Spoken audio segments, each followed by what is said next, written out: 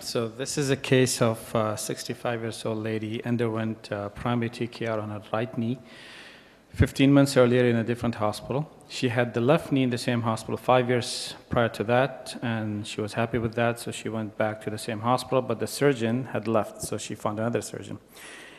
On her presentation, she had painful adductor thrust. She was minimally able to walk, otherwise healthy. Septic workup was negative. Range of motion was +3 to 95 degrees. She's having a +2 lateral opening, and she was having an anterior patellofemoral type of knee pain. So these are her x-rays.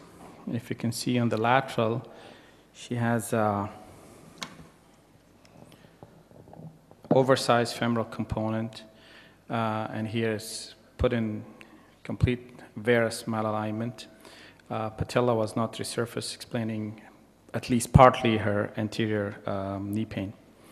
So with the workup being negative, we decided to take her for revision. Her lateral collaterals were very incompetent, so we decided to go with a rotating hinge knee type of implant. That's her full-length film and skyline view of the knee. So once we put the stems in trial, we found that the femoral component, a particular femoral stem, was not going in, although the guide wire, which I usually do make sure that I'm not perforated, was going in very well. And this, if you look at the lateral view, would highlight the importance of a stem that fits our curved femoral anatomy, both in the coronal and sagittal plane. So this was a trial of a 100 millimeter stem. And again, she's a short lady. Her height is about 154, 155 centimeter. So a long diaphyseal engaging stem was not an option. The short stem was almost going to perforate anteriorly.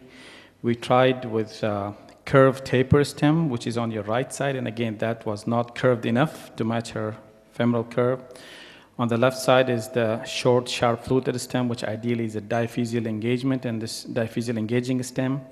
So finally, we resorted to using a cemented short stem, which, if you could see on the lateral and the anterior view, filled in the situation very well in this particular case. So the case that I'm highlighting here is that majority of the revision systems would not give you the short cemented stem unless you ask for it.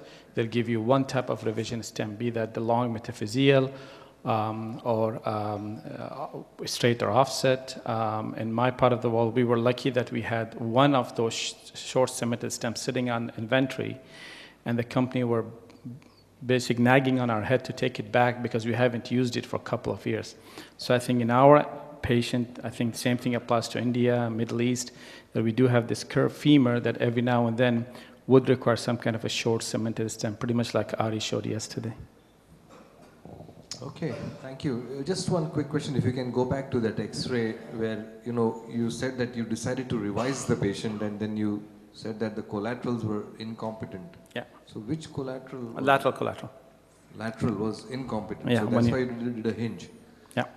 And on exam, you can see that. Could you have just gone down a little less on the constraint, because then you wouldn't have had the problems of the stems and the various sizes? Or we checked it intraoperatively. Once we took the femoral component, tibial component, she was really going back. Okay. So the lateral collaterals were not damaged, but they were very stretched out, very lax, very incompetent. Thank you, Manjeeb. Nice case. A round of applause for Manjeeb. So we'll now like to hear from Michael. So how many nights did this cost you, Michael? This case, 1 night, 2 nights? How many nights you kept awake? Well, it's very interesting, Parag.